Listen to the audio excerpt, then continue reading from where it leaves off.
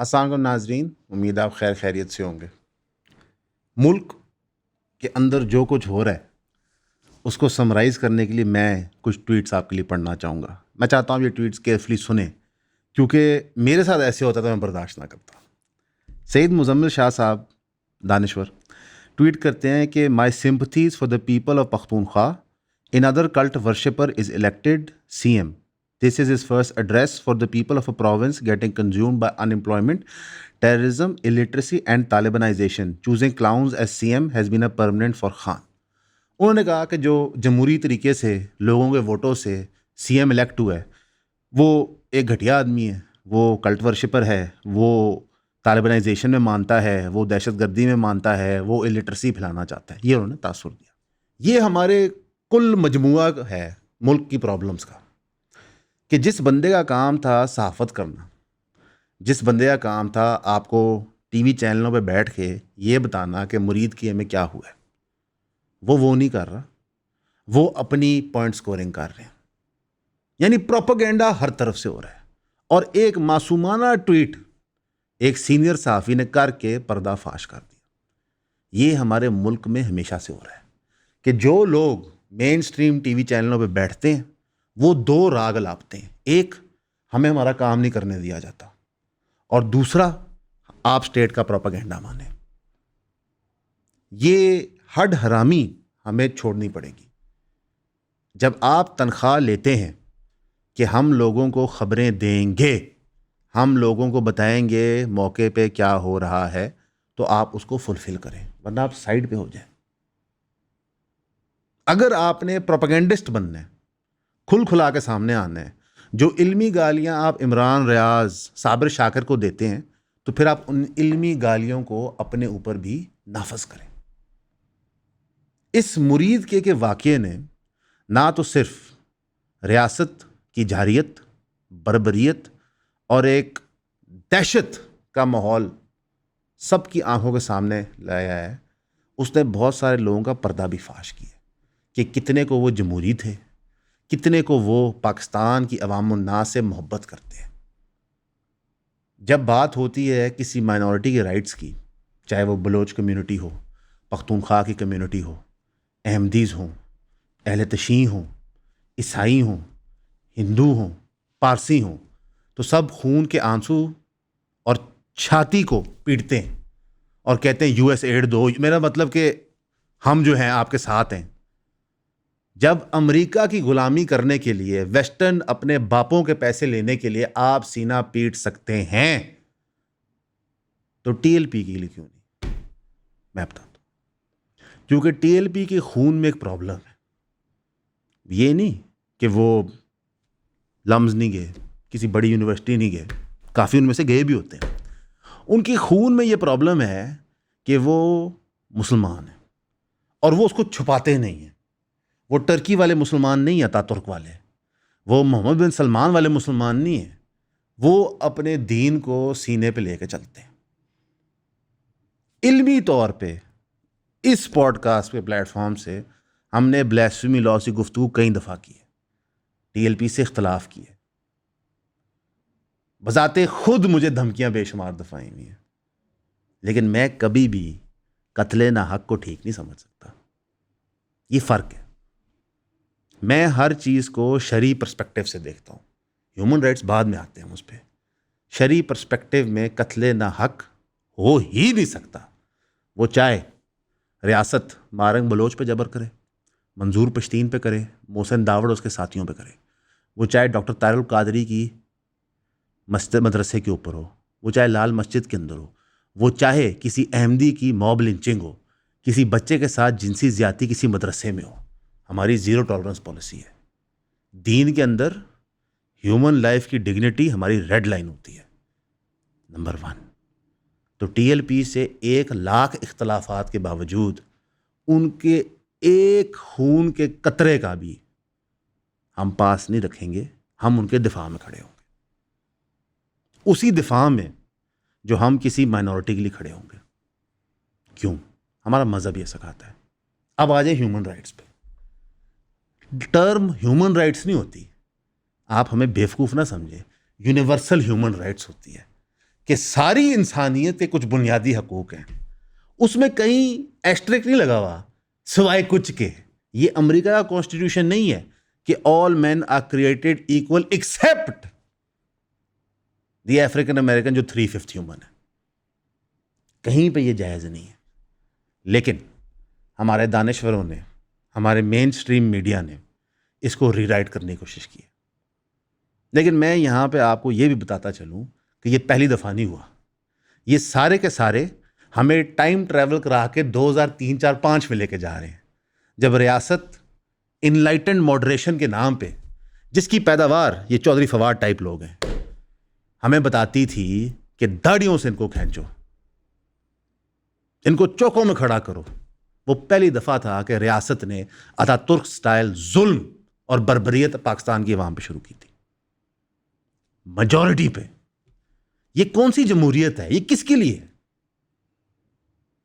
बोले मुजम्मिल शाह साहब, बोले नदीम फारूक पराचा साहब, ये क्या आप लोगों के लिए है कि आप अपने दफ्तरों में बैठें, तनख्वाहें लें और दुनिया को बताएं कि हम कितने अच्छे हैं?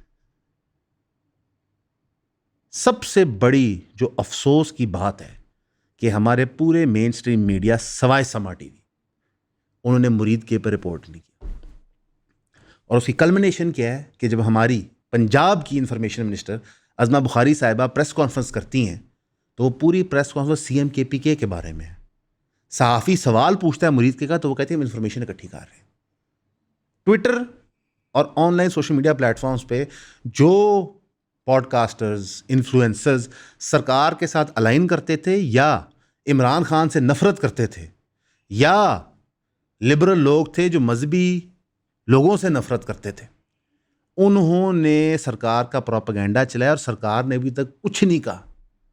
सरकार ने यह भी नहीं कहा कि हमारे पास हैं।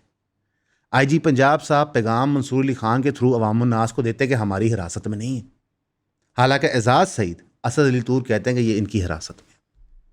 ये कौन सी ज़मीन खुली कि दोनों भाई गायब हो गए? ये कौन से पोर्टल थे जो खुल गए? हमारे मुल्क में जब कोई ऐसे गायब होता है तो वो एजेंसियों के पास होता है। और IG पंजाब ने कहा मंसूर अली खान साहब को, जो उन्होंने रिपीट किया उनका नाम लेके, कि जनाब ये ना तो सिर्फ पुलिस के पास नहीं है, ये किसी एजेंसी के भी पास नहीं है।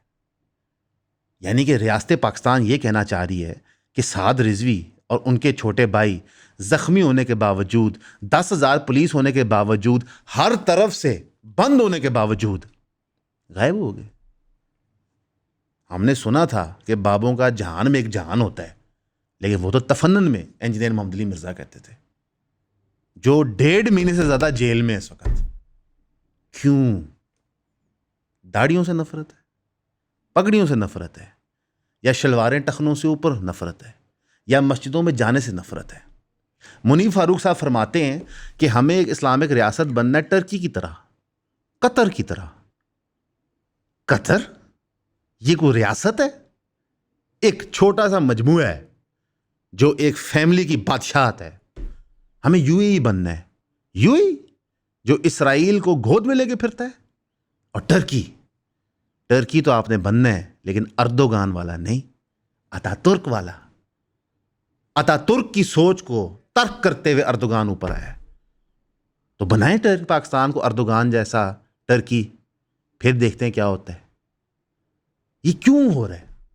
ये सिर्फ इस वजह से हो रहा है क्योंकि हमें गरीब मुसलमानों से मोहब्बत नहीं है। नहीं मानते? रियासत पाकिस्तान अमीर साउद फैमिली के साथ मुआहदा करती है सिक्योरिटी का। सऊदी अरेबिया जिसकी सिक्योरिटी की गारंटी अमेरिका देता है, पाकिस्तान उससे मुआहदा करता है, फलस्तीन से नहीं। हमारे प्राइम मिनिस्टर साहब इस वक्त डिंडोरा पीट रहे हैं डोनाल्ड ट्रंप का। क्या बात है आपकी? ये दूसरी सीज़फायर अटेम्प्ट है डोनाल्ड ट्रंप की, पहली फेल कर चुकी है और अभी पहला फेज मुकम्मल नहीं हुआ। जजीरों पे जाके मिल के एक दूसरे को थपकियां दे रहे हैं, प्रेस कॉन्फ्रेंस कर रहे हैं, थम्स अप के साइन दे रहे हैं।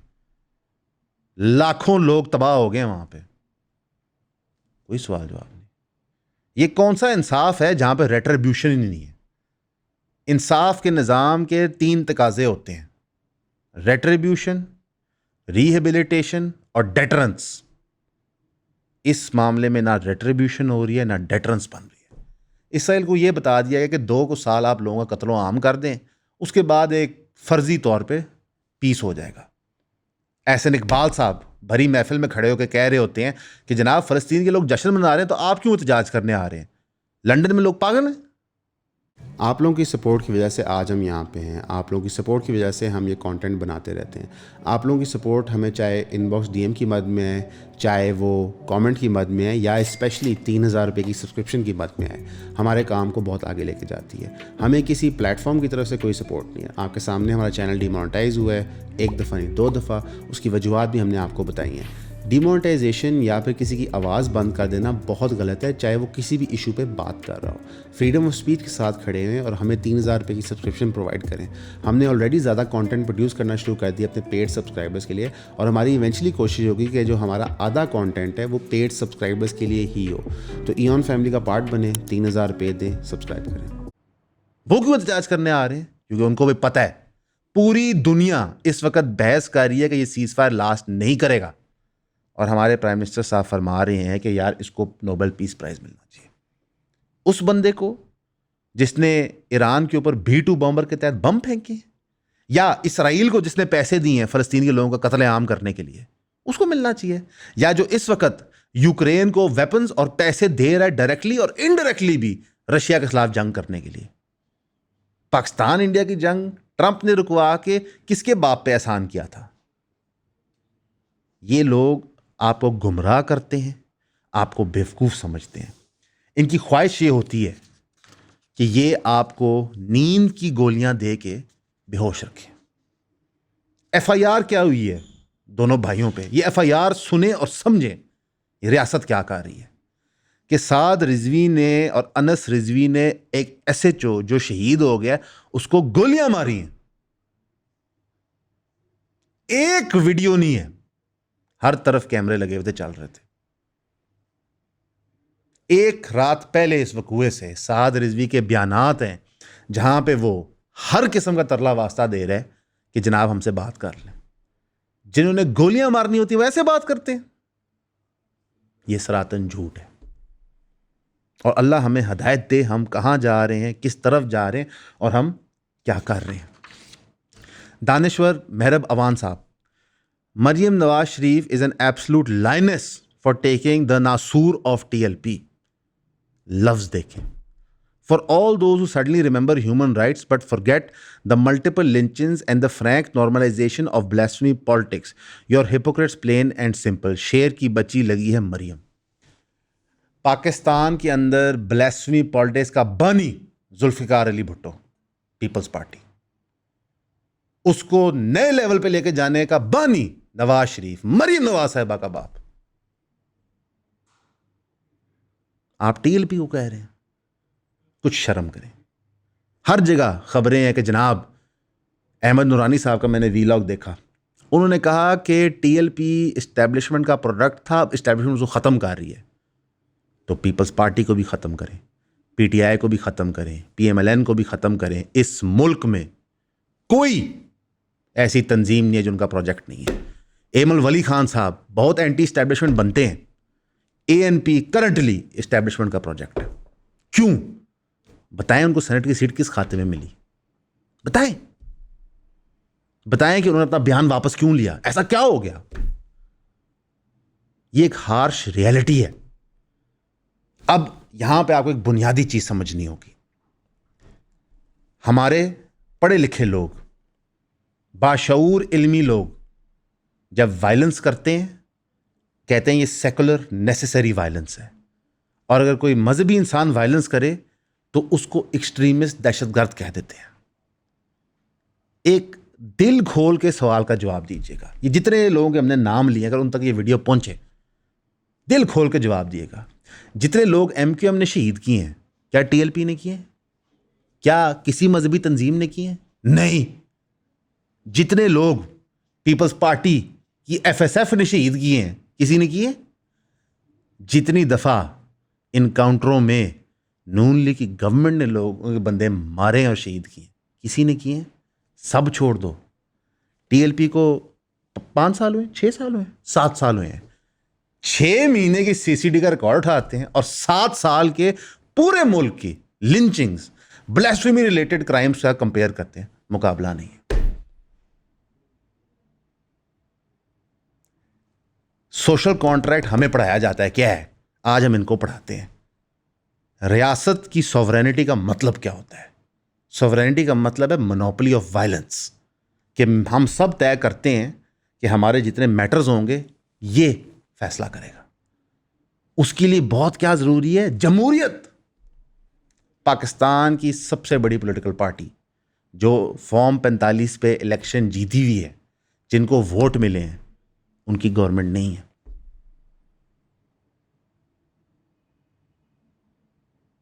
वो जब अपने सूबे में सीएम चेंज करते हैं तो फेडरेशन कहती है आउट, हम तुम्हें निकाल देंगे। उनकी जो पहली तकरीर होती है उसमें वो कहते हैं कि हम ऑपरेशन नहीं होने देंगे जिस तरह रियासत करना चाह रही है। क्यों वो ये कह रहे हैं? क्या वो दहशतगर्द है? नहीं, वो उस इलाके से है जहां पर दहशतगर्दी के वकूए नॉन स्टॉप हो रहे हैं और उसको नजर आ रहा है ऑपरेशन सोल्यूशन नहीं है।